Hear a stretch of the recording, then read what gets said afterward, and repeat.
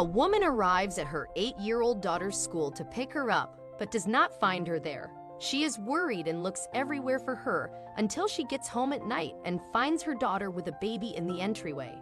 Barbara and Edward Hunt's daughter Madison was 6 when they first moved to Sausalito, California. For the first 2 years, Barbara accompanied Madison to and from school, but when Madison turned 8, Edward recommended Barbara let Madison go to school on her own because it was just close to their house.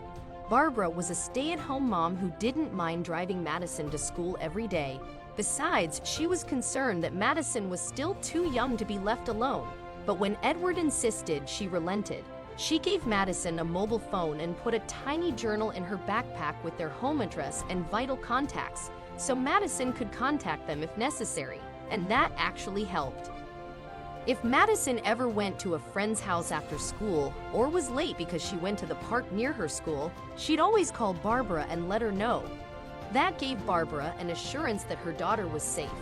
One day, Barbara was bored at home and decided to surprise Madison by picking her up from school. She had also planned to take her to her favorite ice cream parlor nearby after. Barbara got to Madison's school just in time, and as the dismissal bell rang, a stream of students spilled out the front gate.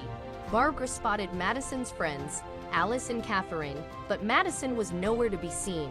She thought Madison probably got held up with something and chose to wait. However, when Madison didn't come out after a few minutes, Barbara decided to look for her inside. She went to her classroom to see if she was there.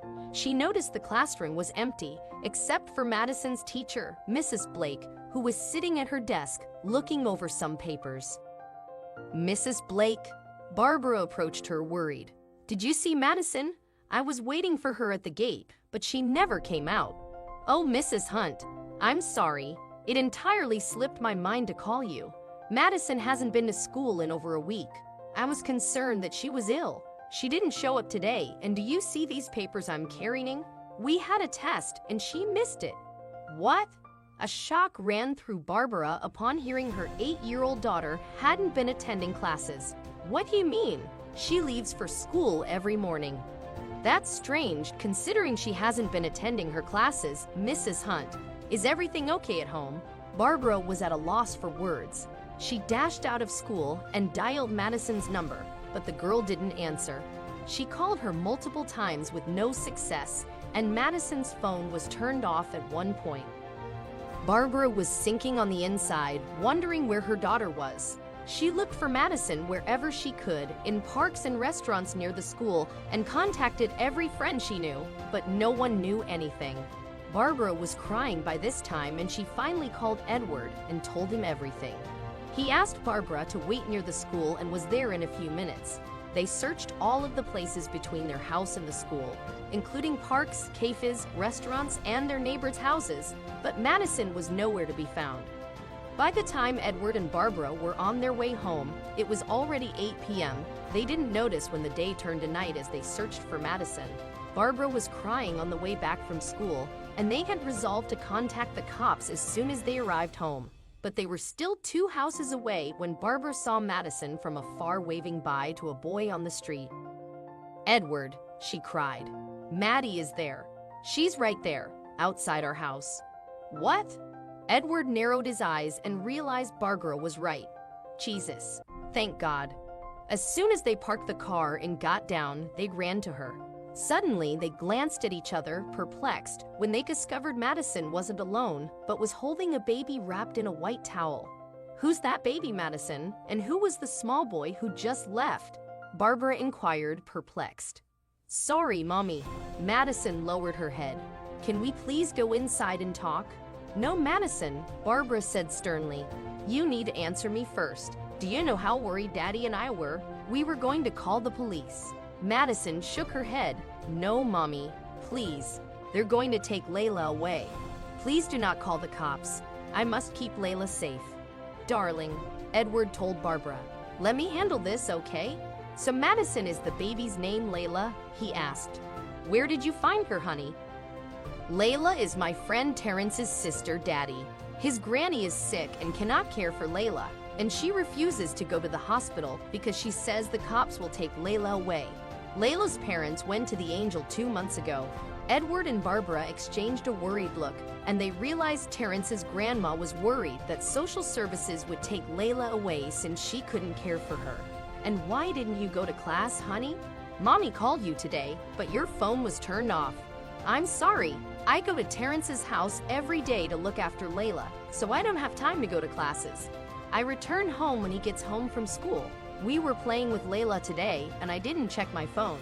When I finally decided to call Mommy, the phone was dead." Terrence's granny was very sick today, so Terrence and I spent the entire day caring for her. That's why I was late. "I'm sorry. I didn't tell you anything because I was scared I wouldn't be able to play with Layla again." Barbara and Edward understood that it wasn't really Madison's fault. She was just trying to help a friend, so they didn't scold her but explained that it was wrong to skip classes. "Can we keep Layla with us? Terrence cannot take care of her alone, and his granny is sick." "Well, honey," Barbara said, "we can't keep someone else's baby like that with us, but Daddy and I will figure out a way to help her. Let's go inside now. It's getting cold." The following day, Baraba and Edward went to Terrence's house and told his grandma, Mrs. Peterson, everything. They also offered to assist her in raising Layla so she would not have to turn to the authorities and risk losing custody of Layla. The older woman was in tears and couldn't stop thanking Edward and Barbara. As time went on, Barbara started spending more time at Terrence's house and looking after Layla and Mrs. Peterson. She fell in love with Layla, and one day she asked Edward if they could adopt her and Terrence. Edward was more than happy to have Layla and Terrence as his children, but he suggested Barbara ask Mrs. Peterson first. After much hesitation, Barbara proposed the idea to Mrs. Peterson, and she was surprised when Mrs. Peterson agreed.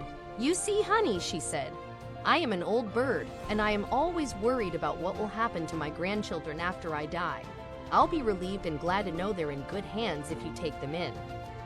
"Oh, Mrs. Peterson, thank you so much," Barbara said. "We were also wondering if you wanted to move in with us.